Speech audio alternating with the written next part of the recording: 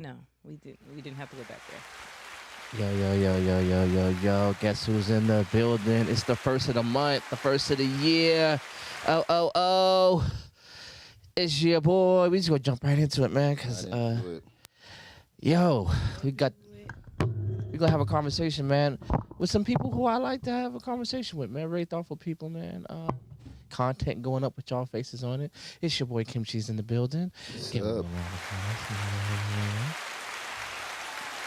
Breeze in the building. You know what I'm saying? We're gonna do what we do. It's your boy Job English in the spot. Making it do what it do as always. Thank you, thank you, thank you. Oh, let's write it down. Man, I just want to jump right into it. I just want to dive right into it. First of all, before I lied, I don't want to jump right into it. Have y'all been paying attention to the news at all? Anybody? What part of the news? Yeah. So you heard about your girl Nikki? Minaj? Talking about Sri Lanka, who she now wants to be a pedophile. Her whole what was it? Her alter ego, Roman whatever. She was pretty much naming herself after Roman Polanski or something. He was a very interesting character.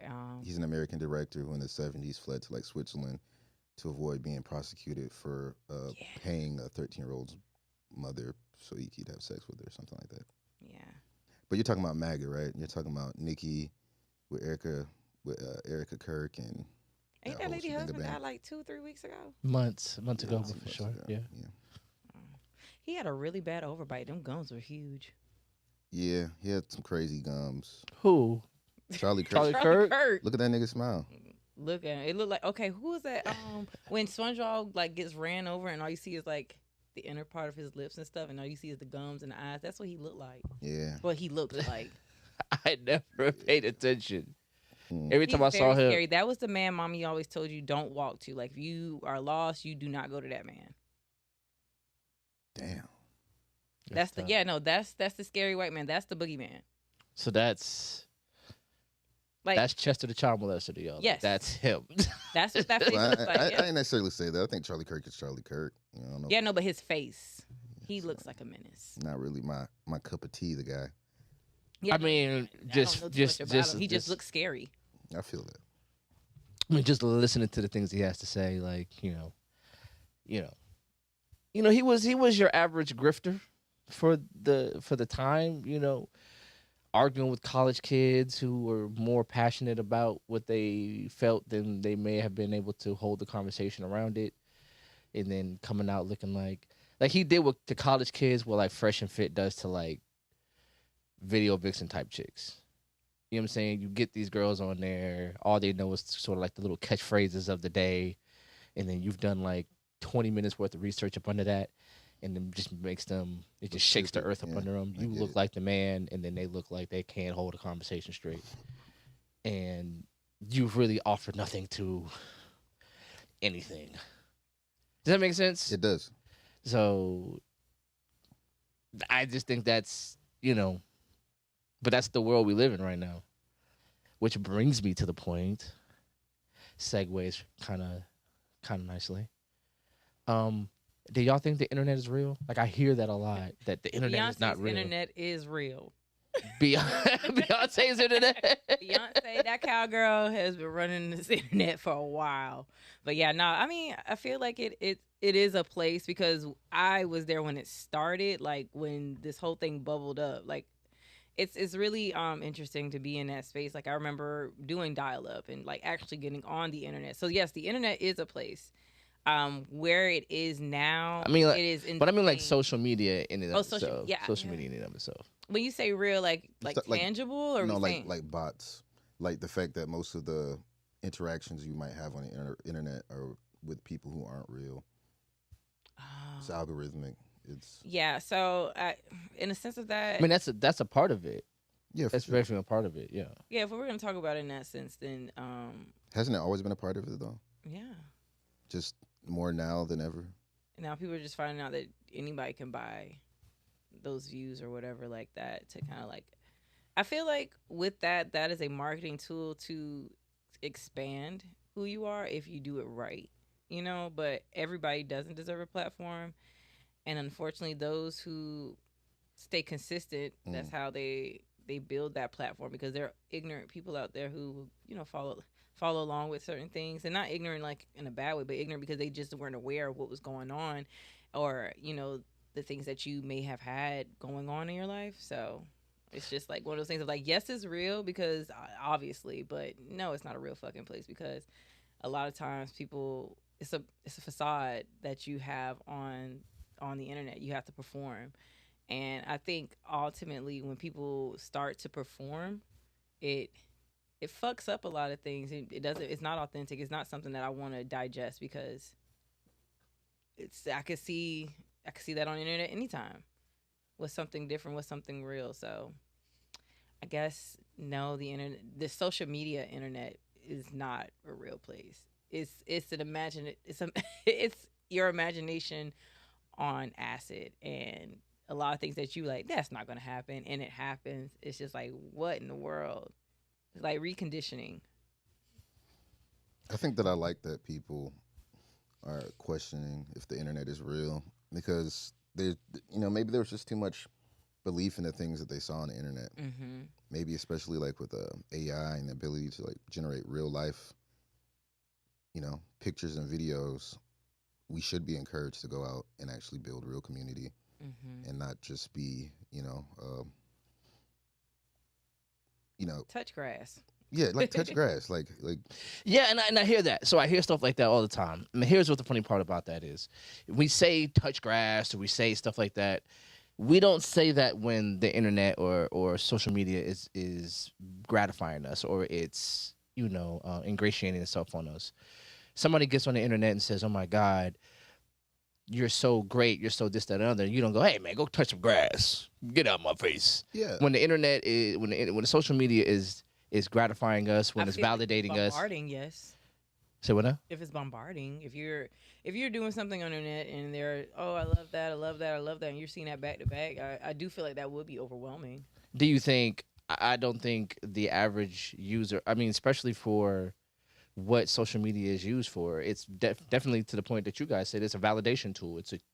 And we've been able to mine for validation and those kind of things at an industrial level. Like before social media, you had to Talk to people. you had to go out to if you wanted somebody to like you, had to be good at something and then be able to present that to people in real time. So open mics were a thing. They're not as much anymore because you can go on the internet and sort of curate your own version of you that doesn't have the outtakes in real time. Because And I feel like that's what takes away from it. I'm a hypocrite because I do, if I'm gonna put something up, I do want it to be to a certain standard. But everything, if it's editing and that's what you're doing and you're trying to show people, hey, I do excuse me, I do open mic, but I also am a producer and this is what I do, and you're taking what you're doing and you're editing it so that it's,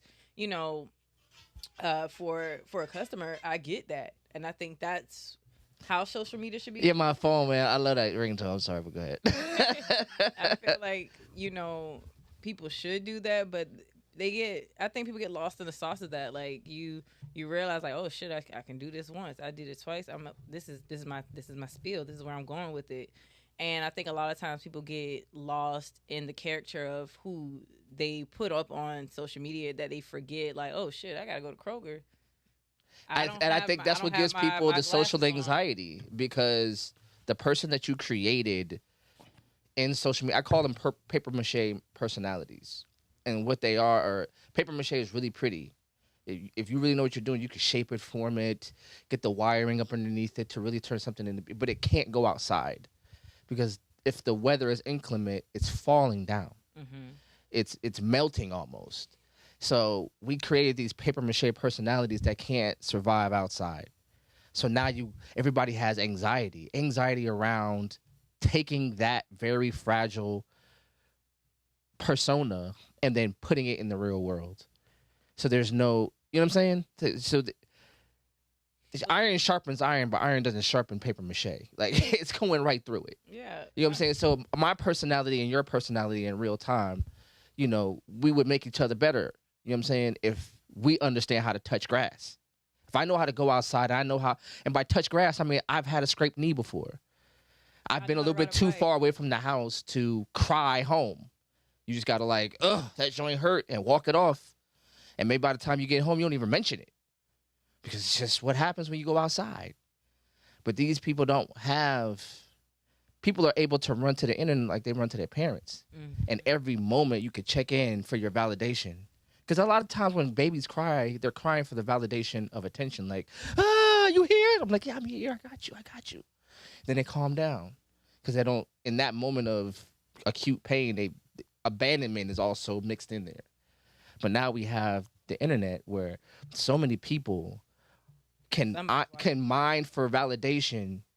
It's almost like an addiction, like caffeine addiction. Like if you go a day without caffeine, you can have that headache and you be out here like, oh my God, it was just a day. So there are people out here who can't go a day without a fix of validation. And it may be me. So I got a whole studio built to this stuff. So it's not like I'm talking down. You feel what I'm saying? This is the reality that we face. But is it only real when I'm getting what I want out of it, and when it's fake when I'm getting pushback? Because I might say something wrong, stupid, uninformed. It's not about it being valid or not. Well, okay.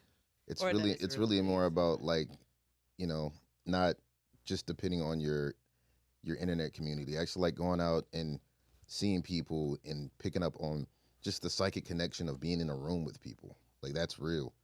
It's vibes don't lie, man. Yeah, it's like a real You said what? Vibes don't lie, man. experience. Right, for sure.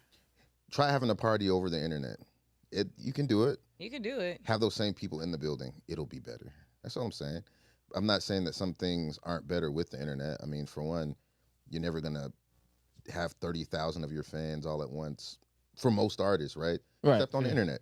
The internet, 30,000 people might be able to see you all at once, right? So there's time and places and occurrences where the internet is superior and it should be used. I'm just saying that I think the balance of it is off. I think people look at the internet as their real life, and their real life is just them. It's just the internet. Yes, they're just working to do things so they could put it on the internet. The idea of going to dinner and just documenting it, and it's not your job, to me is a little heartbreaking. It's like, just enjoy yourself. Don't get me wrong, I love I love a good food video or whatever type of content, but I don't necessarily want that for me. And I think I would be annoyed if I was hanging out with somebody and that's all they wanted to do, like their whole life is content. It's like you're not really. But but see, like I didn't go to the gym today because I knew today is the day. It's gonna be all of the stuff that's in this room was gonna be at the gym. There was gonna be a content studio at the gym. Oh, for sure. And there's no way I was gonna be able to have my normal routine.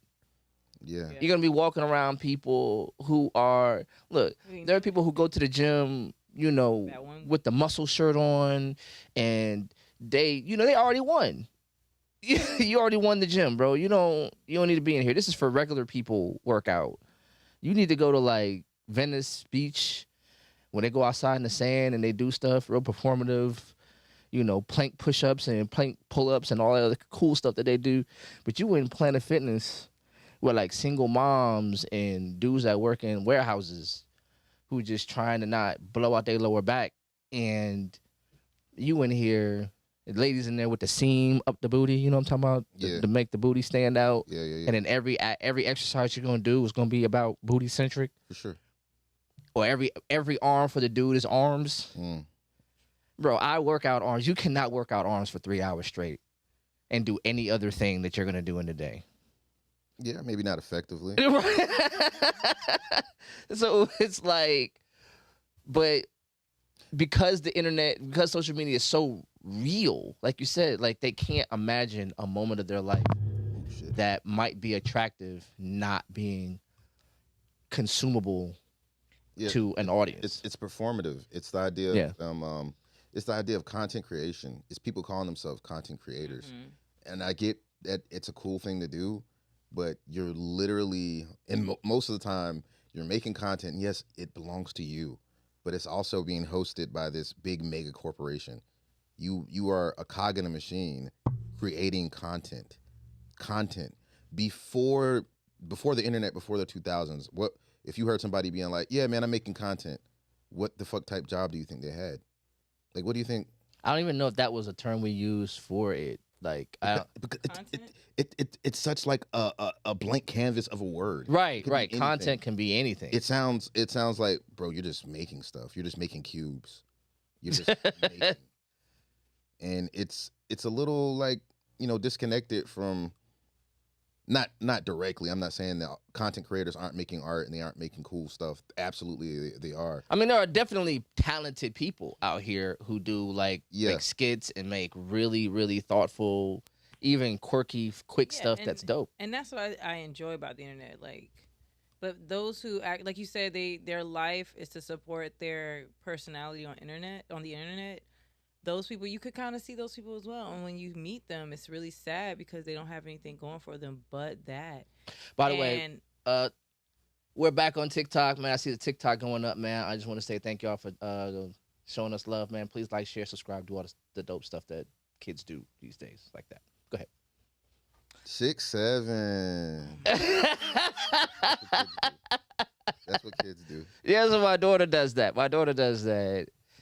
And it makes me sad that like there's cats my age that hear that and then get annoyed.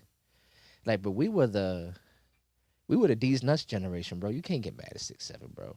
You can't really get mad at kids for doing any of this stupid shit. Yeah, they're just being kids. Yeah, like let them have fun. I Like, can still roll my eyes as an adult though. Yeah. I can still roll my eyes as an adult. You know what I'm saying? Like, I get it. I've done it, but I can still do that. I think so. Here's the thing: is the internet real? I mean, by the internet, I mean social media. Is social media real? And I would say, I think so. exactly. I think it very is real because here's another thing: because the consequences of what you do there come to real life. They can. If it didn't, like if you know what I'm saying, They're creating like if I do something, if I go live and I assault somebody, I don't get to go, oh man, that was the internet, man. That's not real. You can, but it's gonna You know what I'm saying? If I video of you assaulting somebody, If I threaten somebody, and if I jump in their inbox, if I threaten them in a post or the comment section, man, that's coming and home. that's why I feel like people, if that's what you're gonna do, you should be that person outside. You know what I mean? If I come in your DM and I'm telling you I'm gonna beat the brakes off you, do understand I will beat the brakes off you. This is not a drill. I feel passionate enough to let you know. First of all, yeah, and that's another thing. If I don't know, maybe it's just what generation I was raised in. I don't do too much talking about it, or anything like that. And I think that's why people go, like you said, it's kind of like a journal. The internet is a journal for everybody, and everybody uses it. Everybody, it's not locked. Everybody could just put a journal entry in, and it's just so much, and it's a lot, and you have to sometimes step back and be like, damn. And that's your personal responsibility. Yeah, Like the but internet, so the social media doesn't owe you. Like, it doesn't owe you. if you It's about post what you it, make. if you post it and your page is public and all the other stuff, Yeah, you can't get the mad. bad is coming in with the good. Yeah, because that's always gonna happen. And I think that's something that that's why we hold back when we see things that are distasteful, that don't necessarily represent us in the way we want to be represented, especially as black people. Black people, we some gatekeepers. You know what I'm saying? Yeah, we are. You think so? I mean, we get. So you don't think we do? No, I think really. I think everybody gatekeeps at some Yeah, point. some- But that doesn't. That's like the all lives matter of the argument. no, Like, no, no, sure, no. everybody does it, but in this particular way that we I'm do saying it. I don't know if we Oh, give me an gatekeep example of how we anymore. gatekeep Yeah. something. Those are how we gatekeep something. in like an And extra way. And an extra.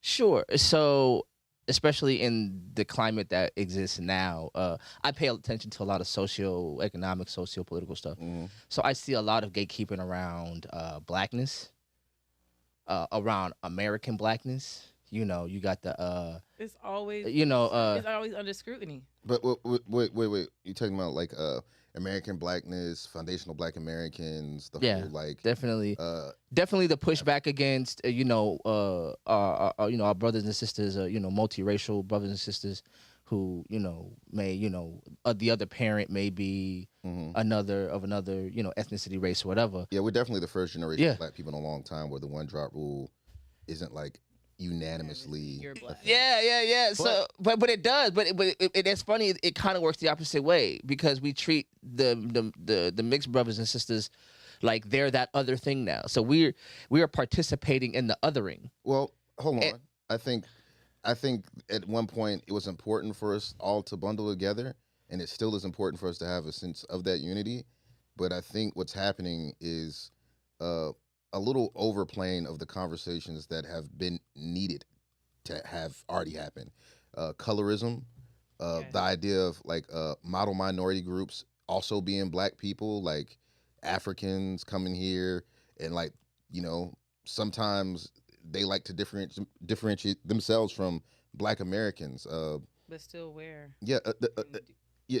I was talking about colorism too, right? But I was also mixed people. Like they have a completely. It is a black journey, but it's not strictly just black. And I think sometimes we're doing more harm by not just recognizing this. Like you. But so we don't have to exist in a binary. It's not either you're all the way black or you're nothing. That's what I'm saying. But exactly. you can be both things, right? And you can be both things fully. No, you cannot be both things fully. In this world, it feels like you have to choose. Like, if you got a little black in you, you're a nigga. I'm sorry.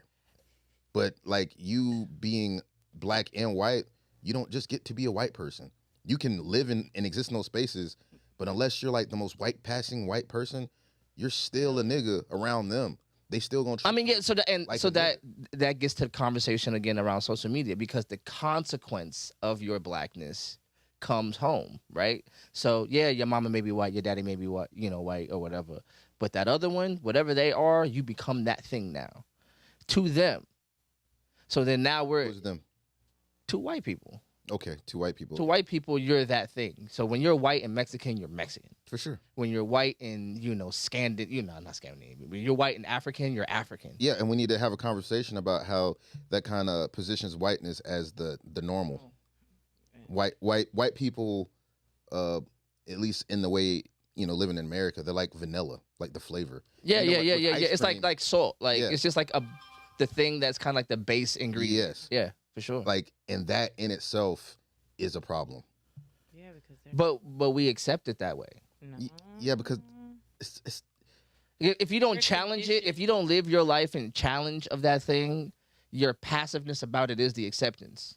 And I get what you're saying about that, but after a while, it does become the norm. But it's also those people who were raised to say, okay, like he said, you can't be, you could be a multiracial person, but if you gotta drop a black and you was a nigga, but it depends on how you depict, like how do you as a person like identify, and what are you going to allow to happen? Like you said, you let certain things happen. That's how you're accepting of it. Accountability, I think, is something that the black community has had, even when it's not even our fault. We still hold ourselves accountable for certain things because that's what we've been conditioned to do. And because of that, it's one of those things of like, yeah, I'm not about to be mad at Jasmine because her mama white and her daddy black. That was dumb. Yeah, it's not. I'm not mad at her, but if Jasmine is on the west side with me, we chop it up and she's nigga this, nigga that, and then we go to Wells Fargo and it's, hi, how are you? It's different. I'm gonna be like, hey, what's up with that?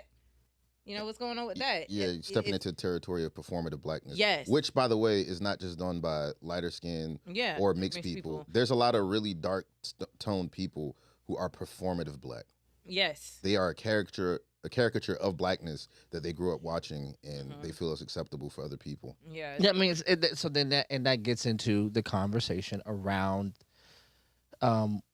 what really is black then. Because if a mixed person can be just as performative as a person who phenotypically looks just black, and you're seeing the same performance, then that's something mental. That's something. Yeah, that's rooted in you. Yeah, know what I mean, it's like if I'm over here, how y'all doing? What's up? My name is Shabri. That's too fucking much. That's too much, my girl. Like, hey. But there's people out here who, there are. especially because of social media, every moment, like, look, I got kids. We got kids. My kids use the word chat like we use the word nigga. You know what I'm saying? Like, yes, man, that's crazy, chat. And we're like, yo, you're not talking to an audience. Like, I'm here. You feel me? But they're so cognitive. They're so thoughtful. Because social media has become so ubiquitous. They're too life. self-conscious, and they feel like we're not self-conscious enough. You know what I mean? Yeah. That's the thing I see. Like Gen Z feels like millennials are not like we're cringe, but it's because like we literally grew up with the internet, could do anything we wanted to do on the internet, and could still look stupid and be regular.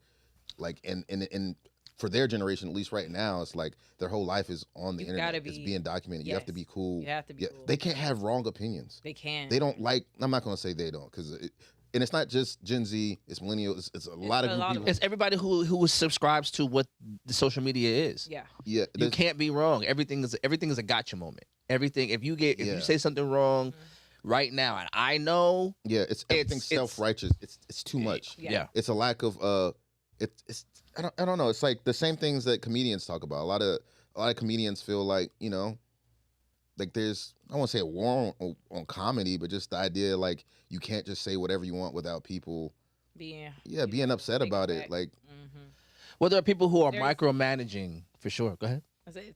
I think now the world's a lot more sensitive because of the internet. It's super sensitive. You know what I mean? Like I remember being on a school bus being checked, like from middle school all the way to high school, and then when I started roasting niggas, like they were like, oh, you know, but I don't know if Paisley's ever gonna go through that because, you know, I drive her to school, and also I don't want her to go through that, but it was a building block in my life. So it's like, okay, what is she ever gonna do if she's ever in a place where she's in a space where somebody's coming at her a certain way? How's she gonna handle it? But if you save her from those moments of resilience, then she doesn't have a checkpoint. Like, so my daughter, when she was in 8th grade, I rose all my daughters natural. We all had the froze and everything, so we was just a house full of whatever. But when you were talking offline about braiding hair and everything, I was the one doing that. You know what I'm saying? So child, I would knock that man out if he tried to do my baby hair. I saw him; he was confused. Well, I was taught. Look, I was taught by a black woman, and that black woman is still a really good friend of mine to this day. Like, she used to sit with me for hours, and that's dope, and taught me. But so what ended up happening was, at some point, my daughter wanted to take control of her own hair, and this is another way black people gatekeep, because we gatekeep. Especially black women on black women, y'all gatekeep hair. And what's acceptable and the ridicule that you'll get for it not being performative. Because for black women, at least from now, black hair is a performance. Everything that you do about black hair, I don't see black women just having hair. It's an ornate thing. It's a thing you wear. It's a part of your outfit. It's a part of your, like, mostly for men, even when I had braids and everything, it was just something that was just on my head, and I just went about my day. But women are very conscious about that, and it's not a bad thing. What I'm saying is, my daughter had to grow up, and she had to face the ridicule that came with not looking like what social media said you're supposed to look like. She didn't have on the wig. She didn't have on the long braids. She didn't have none of that. She went straight all natural. So when it was low and a little low fro, that's how she was wearing it. You see what I'm saying? And she got into fights in school, and there were times I had to pick her up, and I would ask her, did you want to try something different? And it was no. But that was her resilience. It wasn't mine. Yeah. It was hers. So by the time she got to high school, she wasn't somebody you mess with about this. And then her hair grew, and then all of a sudden the same girl who's getting teased is like, is that even your real hair? Because it's so long and it's healthy. And she took care and she learned herself. But she learned that resilience. If we're cuddling our children away from that resilience because the initial pain is scary, then there's something they're gonna miss when it's time to grow up. So and bullying, do that good or bad? Say what? Bullying, good or bad? Bullying, good or bad? I mean, it's absolutely horrible. Yeah, it's absolutely horrible. But is it real? It is. Yes. It is So do real. you have to navigate it? Yes. Because the consequences of bullying are real. Should it be? No. Should my daughter have had to have any moments of that she went through? Absolutely not. But it's real. And I have to teach my daughter, we have to teach our children what's real. And then teach what ought to be as something you strive towards. Not something that's, we like to use the word, what's the word people like to use? What's that word people like to use all the time? Euphoric or what's that word people like to use when something like is lofty and out of reach? Like zen, not zen. Like Bliss? not bliss, like not Shangri-La. Why can't I figure out this freaking word? It's like a perfect place. Nirvana. Nirvana, yeah. Like it's like, oh yeah, this is gonna be. You just want this perfect place where everything goes well. Well, yes, we do. That's what you strive for. You strive for a better reality than the one that you were born into. Utopia. Utopia. That's the word. Good God. Yeah. Where were you at 30 seconds ago? I was listening. I was listening to you say the word. You said Zen. So Zen took me completely away from Zootopia. Zootopia is crazy. Hey, go see Zootopia too. I'm not paid. It's a great movie. Amazing. Is it really? Yeah. Yeah, it's great. Oh well, I haven't seen it. Mike, you know what I'm saying? Mike is a little bit too like. So this is how social media has had an impact. My 11-year-old thinks she's too old for 11-year-old stuff. I think Like, hey, you want to go do this? She goes, I'm 11. I'm like, you're 11. Sometimes you just got to take them. Yeah, you don't ask them, hey, we're gonna go do this. We're gonna go touch some grass. I'm 8. My kid told me I'm practically a teenager. I said, you don't even know what that is. It's a lot of hormones and feelings and stuff that comes with being a teenager. So no, you're not a teenager right now. You're still a child. Yeah, we're just gonna do it. We're just gonna So we're gonna do this. Yeah, I will ask you, hey, how do you feel about this? If I know something that's gonna make you better, like Right. She's a very outspoken girl, and that's what I enjoy about her. I want her to always be able to speak her mind and understand it's not about what you say, it's about how you say it. And you're allowed to say whatever you want to say, but understand that there are consequences. The real world is this. And that's where social media has kind of buffered us away, because we think that social media is like this world where you can say, do, be, and then none of the consequences. As soon as you log off, the consequences stop. See, and I think that's what it is. Like, I remember being on MySpace. Like, that was kind of like our social media. And I remember, being able to log off. And although I had like 2,000 friends and they're all over the world and whatnot, I know at least 20 of those people that are my friends here. Like, I can go out and talk to them. You know what I mean? Like, even though I disconnect, they heard, oh, I heard you said this, that, and the third on social media. What's that about? It's always like, it's that what's the word I'm looking for? It's the back and forth of like, you are on social media, you're there, but you can also log out and still do this. Like, you're still that same person off the internet, and I think Right. that's where a lot of people they don't. But do that. but the thing was, the people who came up with MySpace were the touch grass generation. I knew who I was. Yes, before this. social. Yeah, so I think So that's these why kids don't have a before. They don't. All they have is like whatever their parents told them and how adolescent stuff, like kid stuff. But once they're able to log in and be a part of that community on the internet, they don't have I have homework at 8 and I'll be back on the internet tomorrow. Like, I remember having time limits on the internet. You know what I mean? I remember, because it was dial-up. Yeah, like you couldn't be on because you gonna mess around. I'm gonna miss a call. Yes. Yeah. So I had a limited time on MySpace. So anytime I wanted to make a scene or anything like that, I'm gonna make it within those 30 minutes because I know my mom about to call my grandma for an hour, and I gotta wait till they're done. And then by then I have chores that I have to get done. I have to make sure everything is done, and then by then I'm tired, so I don't want to get on the internet. You see what I'm saying? Like, I have a full day, and I don't think that kids have that anymore. And well, also back in the day, man, let's just be honest, man. The internet wasn't in your pocket. The internet was a place. You had to go into the computer room, or if you had it in the kitchen, wherever you had it, and you had to dial up. You had to take the phone out the wall. You had to plug it up to the modem. You had to do all the things. It was a process to getting on the internet. Now I could just. And then now it's literally it'll wake you up in the morning. Social media wakes you up. Yeah, it never stops. It never stops. It was just like for us, it was for us. It's like what TV was for like even the generation before me, because the generation before me, TV went off. Yeah. Yeah, I've never experienced that. I watched I've never TV until the experienced TV that. went off. Yeah, the TV went off, and Yeah. it was da, da, da, da, da, da, whatever the song came on, and it was That's the little. crazy. You I've see the never thing where it was The like bars. red bars, the bars, right, and the bars. You seen the TV go off? No, Okay, I've no, never I'm just experienced it. aware of it.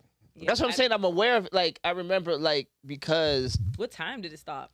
Like 11, 12. Dang. it was like 10, 11, 12 years, something like that. Yeah, like and it was like 4 channels, right? Went off? And those channels all went off like 10, 11 o'clock. Like it would be the evening news, and then that's the show's over. All right, man, go No to bed. reruns? Probably explains why parties were better and people read more. Mm-hmm.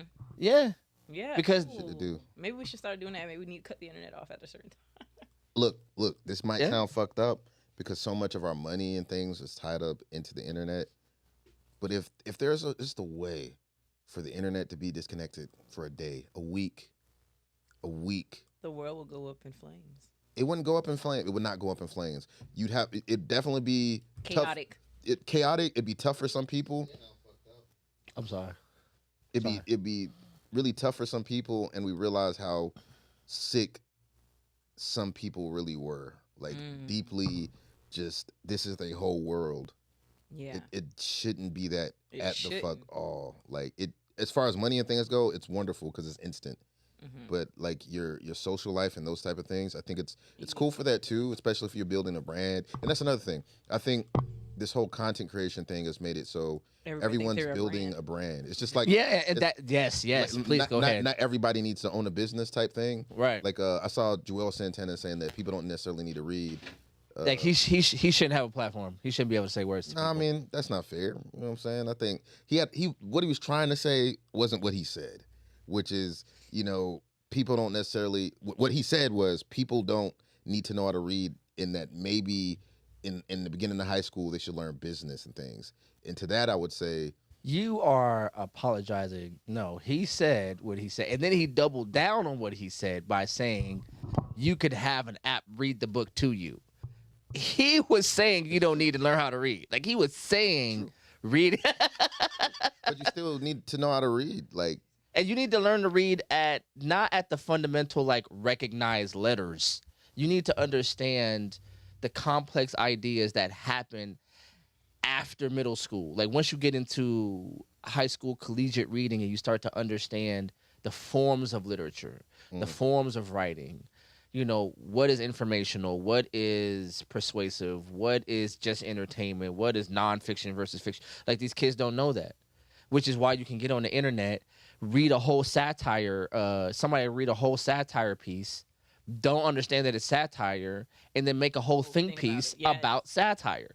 And then you're like, did you not understand that person Was just understood exactly what they were writing? And you did a whole think piece. now you look silly. Silly Billy. You know what I'm saying? And look, and satire's become so good that if you aren't careful, the person who does know how to read has to like go to the scroll to the bottom and go like, what kind of site is this? Before I start, because it may inform some biases that I hold already. I might already believe black women ain't whatever. And then this whole think piece speaks to my bias. And then I got to go to the bottom and realize it was written by a black woman who was saying like, see, you niggas will believe anything. And it's just like, oh, she got me. Maybe I need to rethink my stance. If it's that easy to be lampooned. Like kids don't know what lampoon means. what about the National Lampoon? They don't even know what that is. They don't know what that is, bro. Come on, man. The National Lampoon, I have no idea. And and I'm old enough to say I'm the generation that didn't teach it. It was just something that I enjoy. Like, oh, yeah, the National Lampoon's out. It's funny. Now I watch that, and, yeah, it's funny. All that was good stuff. But we didn't inoculate our children with our stuff. For a lot of us, we're too busy trying to be them, trying to still be young, trying to still be cute, still be fly. We don't have a space to be ahead of them and go, hey, I need you to think about this, too. while you're going out, because there's some stuff in the world that you're gonna see that I'm not, but there's stuff in the world that you're gonna see that I did see, and it be wrong of me to make you have to like Experience it. relearn it from a place of absolute ignorance. You can learn from my mistakes. Right, for sure. Yeah, stand on the shoulders of giants. You know what I'm saying? Yeah, I feel like that's definitely something that it starts in the home for sure.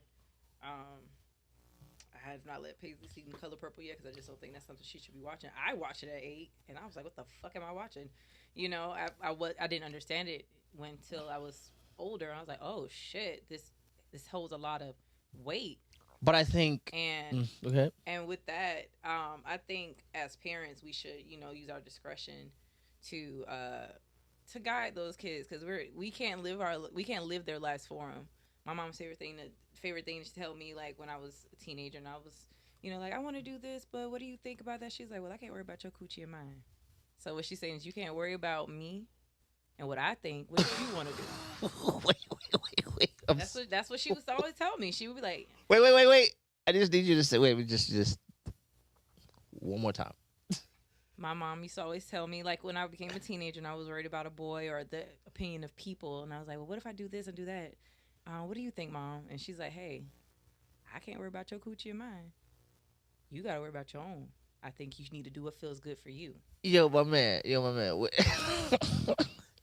how my mom speaks. No, I don't. But I've seen, like, I just want to get a honest, like a real time take. What do you heard that? What do you think?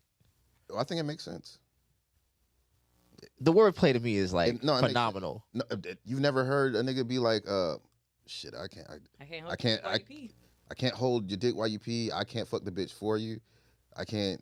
Shit, that's yeah. Okay, so I guess because I have heard that, I guess that's phenomenal to me to know that women have the same sort of language around that understanding as well. Yeah, I would hope they do. But what would y'all say if y'all like, hey, you won't bring your homeboy around your girl? Like, what's that? Because my mom would say you can't take pussy to your house. That's what it is. You can't bring pussy to your house. If you can't bring your homeboy around your girl, you shouldn't have him as your homeboy. Period. Well, okay, But so I have, okay, so in the military we had this phrase, and it was, and I've said it here before. They say about your battle buddy, you could trust him with your life, but not your money or your wife. Yeah. It teaches you how to have friends. You in the field, unquestionable. We gonna put them bullets down range, and we gonna go home. I got you, you got me. But at the house, I don't know about that. My woman kind of fine. You know what I'm saying? So yeah, it's one of those things, like, and it's very, you know your homeboy. So like that's right. Okay, so yeah, that's what y'all would say. Okay. So that's what I'm saying. Like, I got homeboys right now that I know once they see my girl, they've slid in her inbox. I know dudes right now. They saw me with her, and the next thing you know, and it really is a check for my girl in a way, because I know, because there are people who are gonna see, like, you're beautiful. You're a very talented brother. You know what I'm saying? I'm beautiful. You alright. You're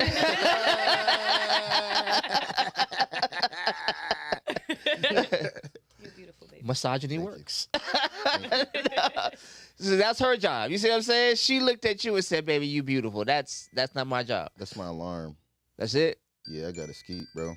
Oh, my God. We were having such a good time. Hey, yo, you guys. Oh, my gosh. We had a really good time. TikTok people. Whenever the next one is. Thanks. We're going to be Saturday. If you got time Saturday. No, I might be back Saturday. I'm leaving for a funeral tomorrow. And the funeral's actually on Saturday. And I don't want to stay the night there. So I think I'm going to come back. Like, I got to drive to North Carolina. Oh, shoot. Yeah, that's like 4 or 5 hours. It's like a 4-hour drive. You about like Charlotte area? Wilmington. Okay. So near the coast. Yeah. Okay, yeah. I know what you're talking about. Well, condolences for your friend, you know what I'm saying? Oh, yeah. I mean, oh, man, he died.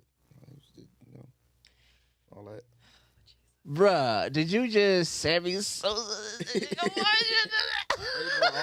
all love. It's all love, though. You know what I'm saying? It's one of those things where, especially when people are older, as much as you don't want them to leave, like... You understand? Yeah, you just understand. I'm not saying I'm not sad. I don't understand.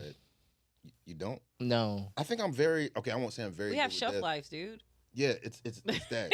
I think from a very early age, I understood people are going to die. That's it, bro. But I didn't though, and I'm not gonna lie to you, man. I struggle with death real bad, like real bad. When my aunt passed, I didn't have a coping mechanism for it, and my mother had told me, she was like, "Well, just because all the funerals I went to, I didn't take y'all. I didn't want y'all to see that." But that's what I'm saying. I went to the funerals. I've been to like young. Yes, I'm saying my first funeral I ever went to was in my late 30s. Well, wait. So last thing I'm gonna say, we're talking about coddling, right? I feel like not taking kids to funerals is coddling. I feel like a lot of the things that we do now that we think is in the best interest of our kids is coddling. I feel like the best thing you can do for your kids sometime is to watch your favorite movie in front of them. Granted, you don't want to watch fucking like Baby Boy. Yeah, no, I would. I would watch Baby Boy with. No, they be having sexual scenes in it. Well, watch the clean version, but I would watch the regular one. I would just watch it and just explain that, hey, sometimes it's what happens in movies. Because when I was that age, it's not that I was just watching these things, but I was aware of them. Like having one TV and one VCR, your mama watches something, you watch it. You watching it, yeah, I get it. Yeah, so it's that. Like, how much good did that do? There were some bad. Sometimes you knew things that you weren't supposed to know. But the bright side of it was that, like, you were introduced to things before you were ever introduced to them. Yeah, like, so, and that was the thing you were saying about, like funerals or just, like, life in general. There were things that you get introduced to, like you were talking about, like, Color Purple. There were concepts about it that you could experience or see, and once you grew up into it, it wasn't the first time you saw it. It wasn't the first time you imagined it. Like, I used to do the same thing with Richard Pryor stand-up. There were parts of the stand-up that I didn't understand until I was much older. Yeah. But there were parts I could understand at a young age, so every time I watched it, it was different. The same stand-up, but it was different. And there's a lesson in that, even in that. Yeah. It's the idea of you pick up a book, you read it, come back to it, you pick it up, you read it, you got a little bit more. Like the more you digest something, the more you can really like understand it. It goes back to media literacy. Remember that thing we were talking about? Yeah, but it also goes back to literacy. Sure. So you have to be able to, like, read at a base. I mean, of course. So if you can't read at a base, all the other literacies are done for. I don't know. Because math, you think you're going to have financial literacy without, like, literacy? Like, literacy. Like, yeah. Like, oh, it's financial literacy. You don't know how to read contracts. You don't know how to read, you know what I'm saying? You don't have the Okay. Go ahead. Say this, right? Not every successful person in the world knows how to read or has known how to outsource. Read. There's a time for sure where there's large swaths of people who just didn't know how to read. They knew some numbers. They knew how to deal with people. They knew how to create a verbal contract. They knew how to, hey, I don't know how to read. He know how to read, but he broke his fuck. So, hey, bro, I know you broke his shit. Here's 5 shillings. Read this shit to me. What does it mean? All right, we're going like that. Like, there's different ways of positioning it. Like, I'm not saying that it's everybody read. Like, if you don't read, you're a dumbass. For sure. But that was also when learning how to read wasn't a public amenity. Like, you're forced to go to school. You have to be there. They're shoving literacy down your throat. You have to really want to not read. I think they're shoving obedience in. Yeah. I think. There two things can be true. They're peddling obedience in the idea of you working for 8 hours for the rest of your fucking life. But that does not stop the fact that they are teaching you how to read too. A little. They're bit. teaching you how to read. Like, They are teaching you how to be obedient and be smart enough to work the machine and not smart enough to be able to question why you're working it. I get that, but they are still teaching you how to read. Like, they're still doing the reading part. They didn't stop doing the reading. Yeah, they didn't. Hey, but I gotta go. Yeah. All right, man. Hey, yo, it has been Clicked Up the podcast, man. This little quick episode, man. I'm gonna be back in a minute, man. We're gonna do some English lit in a second, man. So my birthday's coming up. We should do a podcast. When's your birthday? It don't have to be exactly my birthday, but I remember I was telling you I wanted like ladies in here. Yeah. Maybe on the 17th, then. That's a Saturday. Oh, okay. Well, I mean, it don't have to be. Anytime in January. That's all. We can make it do what it do. Hey, yo, man, Girls' night. It's your boy Jive English, man. Clicked Up the podcast, doing our thing, man. I'm gonna be live in a second. We're gonna have a deep, dope dive on the idea of the social media in a second. We're gonna be doing our thing, man. We'll be back. Peace.